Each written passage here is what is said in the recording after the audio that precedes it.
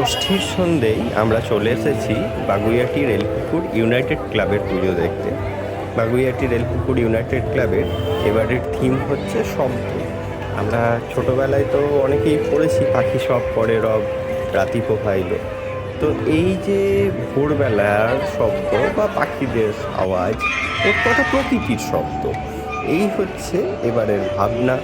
প্রকৃতির আওয়াজ তার একটা বড় অংশ জুড়েই থাকে কিন্তু পাখিদের কিচিরমিচির।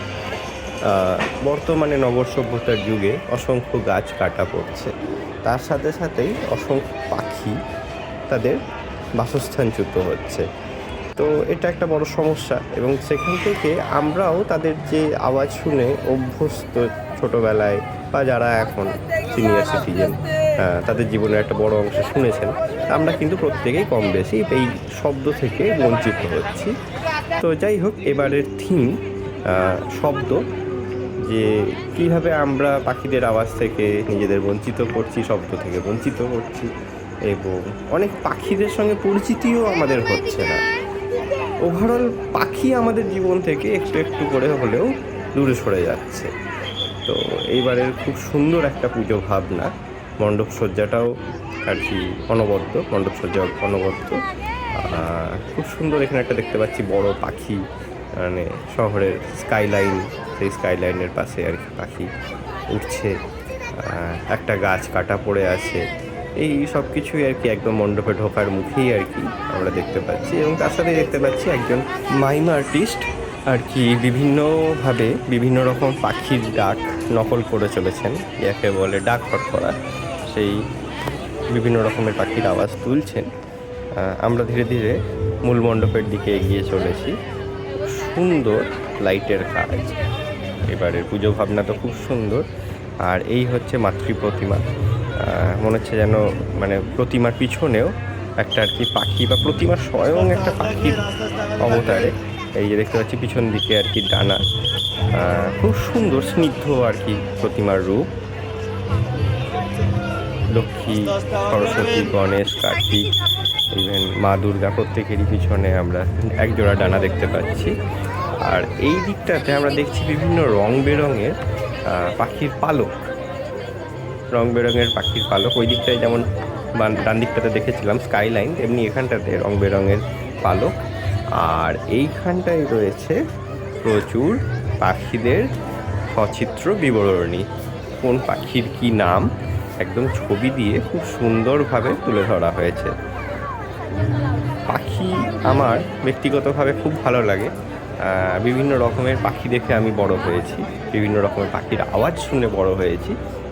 খুব একটা যে মানে পরিচিত পাখির বাইরে গিয়ে চিনি তা নয়, তবে খুব ভালো লাগে পাখি দেখতে। তো এই ছিল রেলপুকুরের এবারের থিম।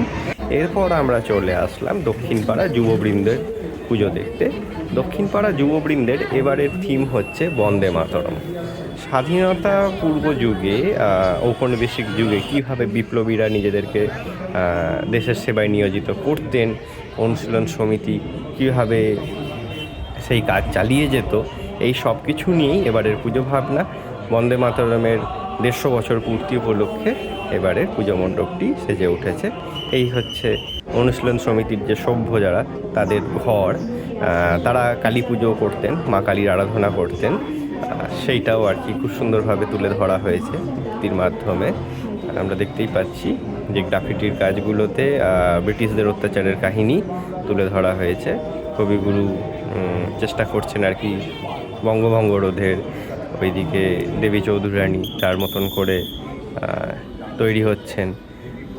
ওভারঅল বন্দে মাতরমের একটা থিম, সন্ন্যাসী বিদ্রোহ, সব কিছু নিয়েই এবারের পুজো ভাবনা। এই যে ব্রিটিশ সিংহাসন, সেই ব্রিটিশ সিংহাসনের উপরে দাঁড়িয়ে আছে ভারতের পতাকা। সন্ন্যাসী বিদ্রোহ, সন্ন্যাসী বিদ্রোহে একজন সন্ন্যাসী হাতে ত্রিশূল নিয়ে দাঁড়িয়ে। এইখানে কিন্তু বেশ কিছু লাইভ পারফরমেন্স হচ্ছে, ব্রিটিশ অফিসার থেকে শুরু করে সন্ন্যাসী, ডাকাত, যারা যারা মোট কথা আর কি মানে পক্ষে এবং বিপক্ষে এই লড়াইয়ের আর কি ছিলেন, তাদেরকে আর কি এখানে কিছু লাইভ পারফরমেন্সে আমরা দেখতে পাচ্ছি। এই যে ডাকাত মাঝে মধ্যে জয় ভবানী করে উঠছেন, যদিও তিনি এই গরমে আর কি ঘেমে নেই একাকার। এই যে সন্ন্যাসী বিদ্রোহে তিনি তীর ধনুক নিয়ে দাঁড়িয়ে যাই হোক, আমরা এইবার ঢুকে পড়ছি পুজো মণ্ডপে। এই হচ্ছে আমাদের পুজো মণ্ডপ। এবারের ভাবনা বন্দে মাতরম। ভিতরটাতে খুব সুন্দর দেশাত্মবোধের একটা চিহ্ন রয়েছে। এইখানে কারাগারের ভিতরে বন্দে মাতরম আওয়াজ উঠছে এবং ব্রিটিশ প্রশাসন সেই আওয়াজকে আর কি কণ্ঠরোধ করার চেষ্টা করছে। বন্দিশালার কথা এটাই। উপরে এই যে বঙ্কিমচন্দ্রের লেখা বন্দে মাতরম, আমাদের অতি পরিচিত এই গান ঋষি বঙ্কিমচন্দ্রের লেখা। আর এই হচ্ছে মাতৃ প্রতিমা, স্বদেশী বোধে উদ্বুদ্ধ এবারে মাতৃ প্রতিমা। এখানে কিন্তু সিংহ ঘটক অবতারে। আর অসুর কিন্তু ইস্ট ইন্ডিয়া কোম্পানির লোক, একদম সেই ইস্ট ইন্ডিয়া কোম্পানির যে ইউনিফর্ম ছিল সেই ইউনিফর্মে। লক্ষ্মী, সরস্বতী, কার্তিক, গণেশ প্রত্যেকেই খুব সুন্দর। মায়ের হাতে আলাদা করে অস্ত্র নেই। মা অসুর বধের পরে আবার অসুরকে ক্ষমাও করে দিচ্ছেন। এই ছিল আমাদের সন্ধ্যায় ঘোরাঘুরি। এবারের মতন ষষ্ঠীর পুজো এখানেই শেষ।